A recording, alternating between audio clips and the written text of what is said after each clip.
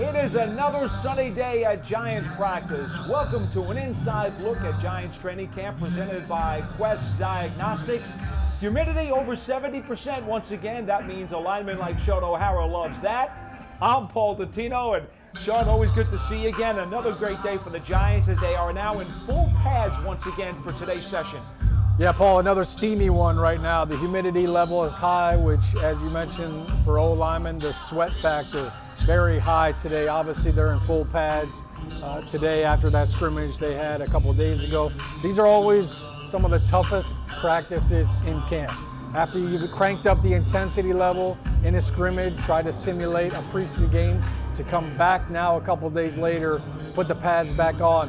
These are the dog days of camp right now, and you kind of have to push through mentally and physically. Well, is that more of a mental and emotional factor or a physical factor where you just have to kind of get the oil and the grease on the wheels going again? Well, it's your first real big practice after that, so I think the adrenaline gets going when you have a scrimmage, and there's a little bit of a plateau afterwards. So you have to mentally charge yourself up. This is a type of day where you walk around and say, hey, be a pro. If you need to take some pills today, they're false enthusiasm pills. Take 2 if you need them, but get that energy up, get yourself going, and start feeding off each other. This is the day where the leaders and the veterans on the team have to step up, set the pace, set the tempo, and get everybody locked in mentally. Well, today, the vote of the fans on social media said they wanted us to focus on the linebackers. So indeed, we will start with inside linebacker Blake Martinez. Kevin Shearer, the Giants inside linebackers coach, told the media earlier today that Martinez is doing a very good job of awareness and situational football and understanding where all of his teammates have to be on every play. Yeah, awareness is a big part of it. And this drill right here, Paul, they're not just standing under this to try to get shade, as you saw Blake Martinez. This is a shoot right here, all right? And that's not just trying to get out of the sun. You want to keep your pad level low as a linebacker. And what you're watching the linebacker coach show him, hey, shock. You see him lock his arms out? It's crease separation. So there's awareness, there's the play. Now I'm going to shock that sled, and I want to extend it. I'm extending my arm so I get rid of that blocker and then make the tackle. All right, here we go. Watch the lateral movement. There's the shock. Now I'm making the tackle, and the tackle's low. You see how the ball coming low? So that's to wrap up low to high. You'll notice on that sled, it's not a big shield, not a big pad. It looks like there's 2 handles on it. That's teaching you to keep your hands tight right there. There you see Jabril Peppers working in with the linebackers, interestingly. All right, you'll see him down at the linebacker box. Yeah, he's listed as a safety. There's Demonte Downs, number 52. He's been getting a lot of reps with the ones. He's really been coming on strong, Paul. So the ball is supposed to mimic the guy that you need to tackle, although Yes. I don't see a lot of contact there. I think that might even be Jesse Armstead holding the ball, if I'm not mistaken. Yeah, there's Jesse putting in some work. If anybody knows about proper tackling form and finishing through the tackle, it's Jesse. So now they're going to work the other side. They're flipping it over. So that was going to the right, going to the left. Linebacker's always about, you mentioned awareness, but it's about being able to play in space. So here's Blake Martinez. You're going to start right, and now you're going to react back to the left. Shock the sled, get separation. All right, then get your hands ready for the tackle. So it's shock and shed. Get rid of the blocker. Now get your hands ready to make the tackle. Now, some people out there might say, well, why aren't the linebackers in a more upright position? Why are they bending down? What is the purpose of the screen? It's all about staying low. If you're standing straight up, then you're not going to be able to shock and separate from that lineman or fullback or tight end. So you got to create pad level. This is also, start of practice. So you're kind of loosening up, but football is a game of leverage. Low man always wins, and that's what the linebackers are working on right now. I think a lot of times linebackers too, in an attempt to try to see where the ball carrier is, sometimes you can raise up because you're trying to see over the O-line. This is teaching you to stay low, read your keys, read what the line is doing, their footwork, and find the flow. I think it's really hard for the linebackers during these kinds of training camps because, let's face it, some of their best plays, some of their splash plays, if you will, are done with big hits. And there's not a lot of big hitting going on during a training camp like this. There are some thud practices, and then, of course, the scrimmages, but they don't really get a chance to necessarily put their best foot forward all the time. But no, this is a build-up for it. You work on you break it down. It's like a golf swing, Paulie, right? You got to work on the backswing. You got to work on following through, mechanics, all those things, and then you go out and play.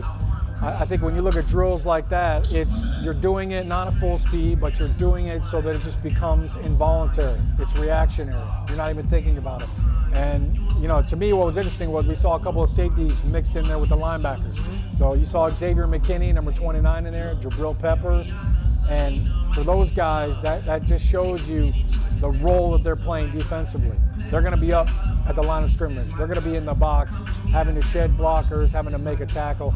Defense is probably one of the toughest things to do in football. Obviously playing quarterback is tough, but defensively, you're constantly fighting off blockers, dodging bodies, stepping over people. Oh, and then you also have to take the ball carrier down. So a drill like that is very paramount to their success.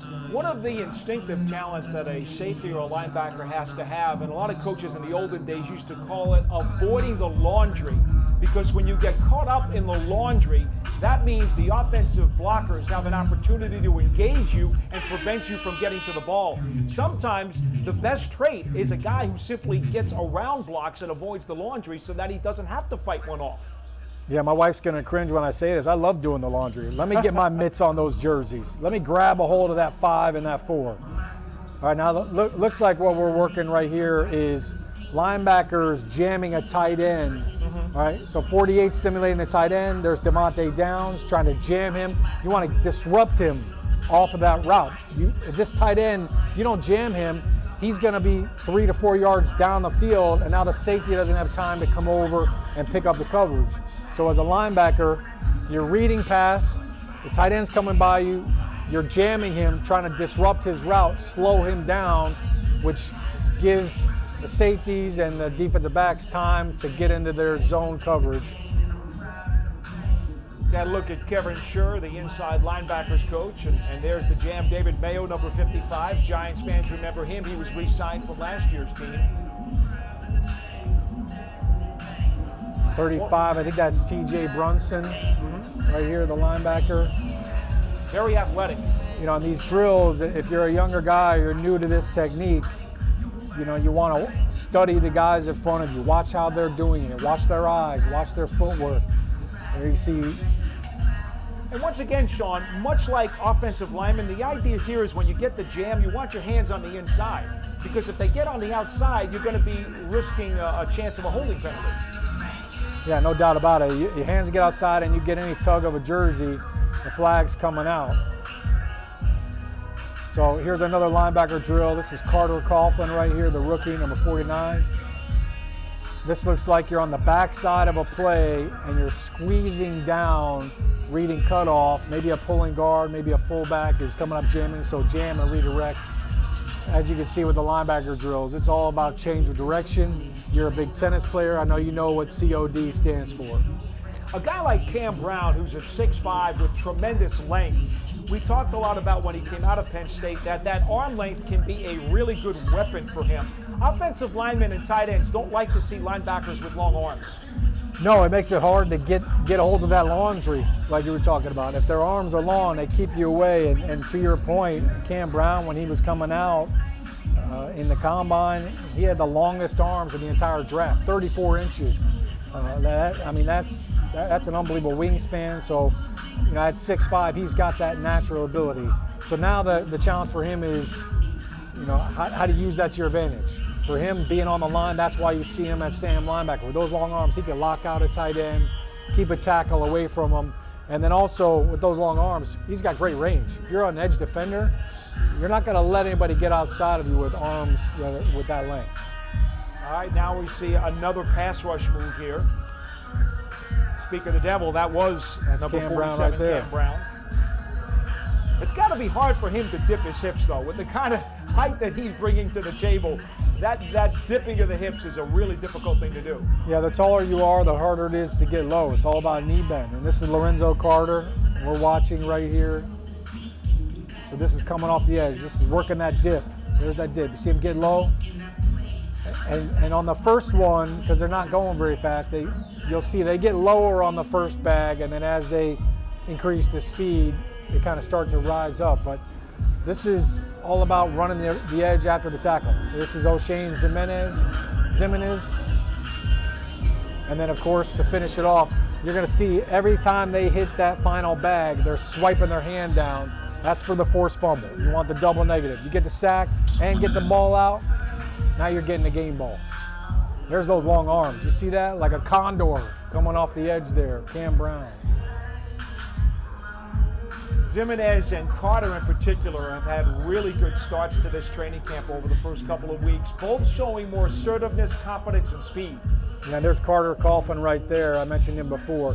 You know, he's an interesting guy coming out of Minnesota. His entire family was a Gopher. They all played ball there. So no relation to Tom, by the way. No relation to Tom, although I'm sure it wouldn't hurt him to say that he is somehow. If he got on Ancestry.com, there's a branch that's overlapping somewhere. But he was a stand-up defensive end in college. So when you look at him from a 3-4 defensive scheme, if you're playing Sam or Will, you're in a 2-point stance. So that's right in his wheelhouse. Saw number 44 there trailing as the linebackers were coming away from that drill. And that would be Marcus Golden, who by many accounts, people are surprised the Giants were able to keep him. They put that tag on him. He was an unrestricted free agent, but they were able to throw the tag. And now he's back for another one-year deal. And after having double-digit sacks and 70-plus tackles last year, Shaun, boy, I got to tell you something. I think this new coaching staff is really pleased that he's here. Yeah, he's certainly a big addition to the defensive line room, linebacker room, whatever you want to call him. He's a hybrid, but he's got a special set of skills. And when he's healthy, he has showed that he can have great production. You know, 3 years ago, he had 12 sacks in Arizona, and then he got hurt, had the knee injury. So I know for him, he still feels like he's got a lot to prove. But having a veteran like that with a lot of these young guys like Jimenez and Lorenzo Carter, Carter Coughlin, and Cam Brown, they're learning, all right, how do we use our hands? That's what the key is right there. Well, it's all about the veterans showing some of these young pups what it is that it takes to be an NFL player. And one common thread that we've heard from all the assistant coaches as we get a look now at the big boys along the defensive line is that you've got to have a motor. Every one of these assistant coaches is preaching, number one, we need to see effort all the time. And that's something that comes right down from the top with Joe Judge. Yeah, effort can never be a question. And for these big defensive linemen, you're the heart of that defense. And you've got to have a great motor. You've got to have great get-off. And you know what? Let's face it, Paul, you're doing a lot of the dirty work and not getting much of the credit. Because a lot of times your job is to tie up offensive linemen and make bodies and piles and let the linebackers clean it all up. But you know, this is about the trench warfare right here. This drill right here, again, just like the linebackers, want to stay low. And this is teaching you out of your stance. As we see Dalvin Tomlinson right here, don't pop right up. You've got to stay low as you take this reach step right here. And that's why they're a bit more under the screen than necessarily being at the edge. It's because that first half step, they have to remain low. Yeah, you want to stay low. It's a game of leverage like we talked about for the linebackers. So stay low, keep your hands low, keep your pad level low so you can maintain that discipline. And then you'll also notice on that drill, Paul, there's no hut, there's no set go. Everything the defensive linemen do is simulated by the ball. So you see the coach with the stick with a football at the end of it, and every time he moves that ball, that's when you go. So it's teaching your reaction time. There's Leonard Williams right here. Ball goes, now you move. Excuse me, that's McIntosh, RJ McIntosh. But you'll never see a defensive drill go on a cadence or snap count. They're taught to not listen to anything. This is the same sled we saw the linebackers do. Now you see how tight your hands have to be. You basically have like a bar right there. That looks like your ThighMaster machine, Paul. Mm-hmm. You just grab a hold of that thing right there. Well, the whole thing about especially interior linemen, but it also applies to the defensive ends, the whole thing about the ball is because, like you said, it's all about sight. Too many times a coach will be furious with a defensive lineman who jumps too early because he's like, well, weren't you looking at the ball? Yeah, did you see look at the shed right there. That was Leonard Williams. All right? He almost tipped the whole sled over. This is shock and shed. Boom, shock, shed. Watch the difference between different guys. You see hip power, arm strength. Look, that's great shock right there. That shed wasn't as violent. 91. But when you watch Leonard Williams go, when you watch Dexter Lawrence go, man, it is violent. Austin Johnson was number 98. And, you know, the one thing that I would say about Coach Chaos, and that's Sean Spencer, who comes over from Penn State to coach these defensive linemen, he is about as fiery as a keg of dynamite. And if you can't get inspired and be lit up by this guy at practice, I don't know what it is that's going to get you going. Yeah, I'll take the keg. You can keep the dynamite, but this is where it all starts, right here. We showed the get off with that other thing. Here's Dalvin Tomlinson. Look at that shed right there, right? When they have to adjust the sled, the next guy has to, you know you did a good job shedding. There's BJ Hill with a nice little swim move there. They're putting it all together right here. This has second nature. Dexter Lawrence right here. Look at the hands aside. Look at that. Look at that shock and shed. That's power right there. And that big boy can run too. All right, you saw him in the scrimmage making some plays, you know, tackling little running backs, catching the ball out of the backfield. That's force equals mass times acceleration. That's a big equation right there. One of the things that Coach Chaos was talking about earlier today was trying to get Leonard Williams to finish more, to start getting more of those sacks instead of just getting pressures and hurries. He simply said, look, this guy works all the time from start to finish, and if we just keep it going with him, those plays will come. He feels confident that they can coach that up. Well, I think one of the things that can help that is some better coverage. You know, if you're constantly getting to the quarterback and it's just 1 second too late, then one way to make that quarterback hit a sack is to have better coverage and force that quarterback to have to hold on to the ball a little bit longer. So that's all complementary football, and they can work well together as we now watch the real athletes out here on the field, Paul. How did I guess we would eventually get to the offensive line with Shaun O'Hara sitting right next to me? And the Giants have quite a battle going on at center between the veteran Spencer Pulley. We discussed it last week when you were on the program. We know that, Nick Gates is certainly getting an opportunity. And Tyler Highcraft out of Louisville, an undrafted rookie free agent, also getting an opportunity to do quite a bit of snaps during this training camp. Highcraft is interesting because he was a tackle like you were at Rutgers, trying to learn a different position. But I understand he has spent a great deal of time during the offseason trying to make that conversion. And maybe, just maybe, it seems like he may have moved a little bit ahead of Shane Lemieux in terms of getting those reps. Yeah, and it looks like Shane Lemieux is getting a lot more reps at guard, but I've always felt like, playing center makes you a better guard. Now all of a sudden you realize the challenges that the guards have, and when you play guard and move to center, you understand exactly what the challenges that the center has. So it makes you a better offensive lineman to understand on each and every play which guard has a challenge, what are the toughest blocks, whether it's protection, whether it's run game. But for Nick Gates, talk about an unbelievable improvement. Last year he was a swing tackle. He started at right tackle, played left tackle a couple times, and was kind of the first man off the bench. And now he's morphed down in the center. He's taking reps with the ones, so that's great improvement for him. Obviously, if you're going to play center, you mentally have to be able to grasp the offense, grasp the protections. You have to be able to communicate with everybody next to you as you see him standing next to big Will Hernandez. For Nick Gates, look, you said he's a tackle.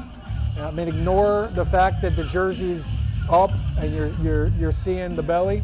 He's a big fella. So I think they like the way that he plays with power inside.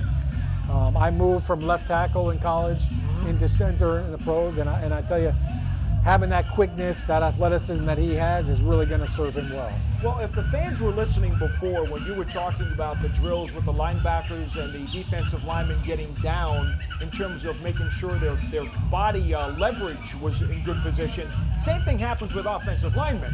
Now, Gates is 6'6". How much of a problem do you think it is for him to consistently make sure his body's in the right spot? It doesn't look like it's been an issue with him. And yeah, the 6'6" is tall for a center, but he's got great athleticism. He has really good knee bend.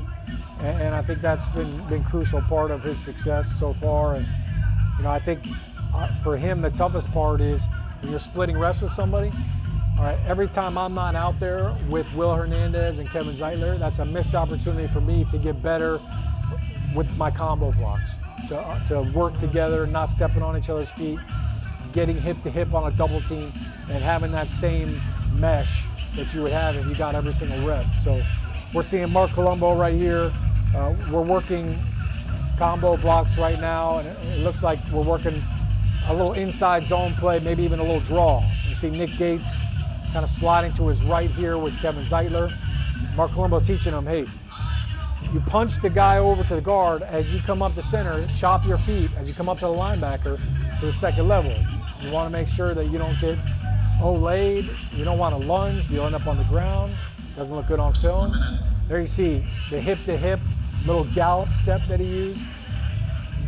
You know, Coach Colombo was so active during these drills. I'm glad he warms up before practice. Otherwise, he might pull something. Yeah, he definitely needs a stretch. When you're that tall, he looks like a giraffe out there sometimes. But today, Paulie, the humidity is high. I think you should go with the crop top look. There you see Andrew Thomas, number 78, standing off to the side. Right now, they're clearly working interior drill right now. You mentioned arm length before, though, Shaun, and Matt Pear, the right tackle out of UConn, and Andrew Thomas, the left tackle out of Georgia. The Giants got both of them in the selection process, and those two guys had the two longest sets of arms of all the offensive linemen at the Combine. And as much as we talked about how the linebackers like to use their arms, if you're an offensive lineman, that can really be a tool. No doubt about it. When you have long arms like Andrew Thomas, you're seeing right there, I mean, that separation and that punch that you have in pass protection really helps you out. And in pass pro, when you're doing one-on-ones and it's 3rd and 9, the first meaningful touch, just like Bruce Lee talks about, usually wins. And so if you can touch, if you can stab that guy before he has a chance to get his bull rush and get his hands into you, now you've got an advantage and you've stunted him and his speed, forced him to kind of redirect. So those long arms are big. Especially too when you're passing off a twist. If you got an inside slanter and you got long arms, now you can kind of launch him into your guard or center on the inside and then redirect on the way back. From what you've seen, we had talked earlier when you'd said that coming off of your couple of lighter days, that the first full padded practice could be a little bit ragged. Looks as though the drills will run very smoothly. Yeah, the drills are never the issue. It's when you get into the offense versus defense, and you know, now one guy jumps off sides and then it just kind of snowballs from there. But you know, everybody kind of has to get back into it and get the energy up and get the adrenaline going, and sometimes those days are tough when you're running low. But I think that's, you know, once you get through the drills and you know you're getting your technique, all that down, once you realize, all right, now we're going, now we've got inside run or whatever the drill is, we're increasing the tempo. That's when being a pro, and that's what that term is all about. You've got to be able to crank that dial up. You know, there's times when you're going to go half speed or go 3/4, and there's times when you've got to go 100 miles an hour and still play safe and still take care of your teammates. Now, last Friday when you were here with me, we saw the first scrimmage of training camp, and Coach Judge admitted to us after the fact that the defense had seen a lot of the offensive plays installed during the course of the week, so it was only natural to expect that the defense would have been ahead of the offense during that evening session. Obviously, we all saw it as well. The offense seemed to surge a little bit during the back end. But from what you saw, because we haven't talked to you since then, what did you think of the scrimmage? Well, I thought that, you know, there's a number of things that jump out at you. I think defensively, the amount of turnovers that are being created in these scrimmages is great. It's great to see the interceptions. It's great to see defensive players punching the ball out. You know, in that scrimmage on Friday, you saw Golden Tate have a ball punched out of his hand in the end zone. Those are all great things, and that all comes from new habits and the coaching that goes on the field. You know, I think the other thing that jumps out at you when you start seeing these offensive plays is how much the tight ends are being used in this offense, and that's great. You know, Giants fans, I know, have cringed for years at how many times Jason Witten has caught touchdowns against their defense. And it's great to see them being used in this offense. And we're seeing a fun drill right here. This is a little linebacker pass rush drill. These linebackers have the running back in man coverage right here. And when they see them stay in the block, now they've got the green light to rush. So, oh, there we go. Okay, there's Devontae Downs. Now you know why he's getting some reps right there. He just gave him a little bit of sauce. How does Sandro Platzkummer say, "I just got plastered" in Austrian? Yeah, how do you say "ouch" in Austrian? That was interesting. Here's Saquon Barkley right here. Good job using the hands. You know, I think one of the toughest things to do as a running back is to meet a linebacker who's got a 5-yard head start and not get bull rush. So what they do is they hit you with the bull and then they swim you and they move around. There's Dion Lewis doing a nice job against Brunson. Nice job moving his feet. You know, you've got to use your hands. You can't get your face involved. This looks like Wayne Gallman. There you see him meet up the linebacker. He tried to meet him right in the hole. Toa'efa, of course, made the team last year. Had a cup of coffee as an undrafted free agent rookie. There's a swim move right there. Javon Leak, a very interesting prospect out of Maryland, certainly put up some good numbers in terms of his rushes. But again, this kind of thing, he probably didn't do a lot when he was with the Terrapins. Ooh, now there you see, there's David Mayo right there. Now he kind of came off the edge. So now we saw them with depth. Now they're coming off the edge. This is Blake Martinez right here against Saquon. This is a good little battle right here. All right, you know you're not going to overpower Saquon with those quads and with all that power. But that looked a little bit like a little brother-in-law going on there too with Blake and Saquon. But you saw David Mayo with really good shock and shed, really violent with his hands. That's what you want to see against those guys. There's a nice job by Dion Lewis sitting down on that spin move. That's not easy to do. Well, with all the third down reps he took in New England, is it any wonder? Because you have to be able to pass protect if you're a running back on third down. No, he's done a great job of it. And there we just saw Carter Coughlin with a little one-on-one rep, and you saw his hand. This is Cam Brown right here. Let's see how he uses those arms. Edge rushers against the tight ends. Period 6. Nice job there by the tight end. So far, drills look a little bit spirited. Maybe not quite as much as we have seen over the previous week, but guys showing some energy and getting things done. Very physical. I mean, those drills right there are paramount. And what we're seeing right now is the practice is all leading up to putting all that stuff together. You saw the drills under the chutes, going against the sleds. All that transitions now into the one-on-one drills, the one-on-one pass rush as a linebacker versus running back, the one-on-one pass rush as an outside linebacker versus a tight end. And then you put it all together in the team periods. And that's how you grow as a team. That's how you grow as a player. Every single day, hone your craft, master it, improve on it every single day, and the entire team wins. Shaun O'Hara, great to see you again. Thanks, Paul. It's another fully padded practice tomorrow, and we invite you to join us again for another inside look at Giants training camp presented by Quest Diagnostics. For Shaun O'Hara, I'm Paul Dottino. We'll see you next time.